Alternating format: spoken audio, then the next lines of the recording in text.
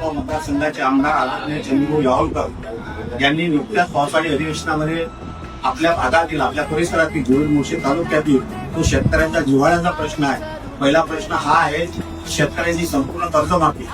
नुकतीच देवेंद्र फडणवीस सरकारने कर्जमुक्तीमध्ये काही अटी टाकलेल्या होत्या. 50,000पर्यंत जी मुदत होती ते सुद्धा वाढवण्यात आली.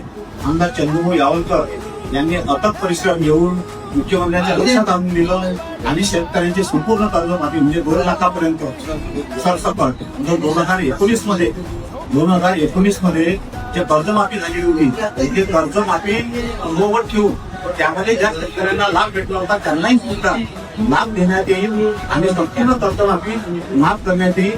यासाठी आपल्या भागाचे आमदार चंद्रभाऊ यावलकर त्यांचे मी मनपूर्वक शेतकऱ्यांच्या वतीने तसेच मी वैयक्तिक आणि सर्व महिला मंडळाच्या वतीने त्यांचं स्वागत करतो, त्यांचे आभार मानतो. तसेच शेतकरी पीक विमा योजना ते सुद्धा त्यांच्या कार्यकाळात मंजूर झाली.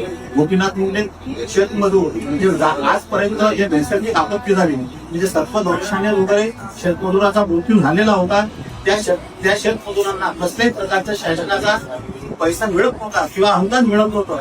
ते सुद्धा नैसर्गिक आपत्तीमध्ये बसून सर्पदंशाने ज्यांचा मृत्यू झाला त्यांनाही सुद्धा शासनातर्फे पैसे देण्यात येईल. हे सुद्धा आमदार चंद्रभाऊ यावलकर यांनी सभागृहात मुख्यमंत्र्यांच्या लक्षात आणून देऊन तो प्रश्न मार्गी लावला. त्याबद्दल सुद्धा मी आमदार चंद्रभाऊ यावलकर यांचे आभार मानतो आणि इथे संपतो. धन्यवाद. अटी शर्ती ज्या होत्या सरकारने त्या पूर्ण स्थितीत बघून सरसकट सर्व शेतकऱ्यांना 2 लाखापर्यंत मदत जाहीर केली. मुख्यमंत्र्यांनी सरसकट सर्व शेतमजूर शेतकऱ्यांसाठी जे गोपीनाथ मुंडे जे अपघात विमा आहे त्यांचंही ते सर्वांना मदत मिळणार आहे. याच्यानंतर जे न्याय मिळून गेला आपल्या मतदारसंघात दादाजी त्याबद्दल सर्वांच्या वतीने त्यांचा सत्कार करण्यात येत आहे.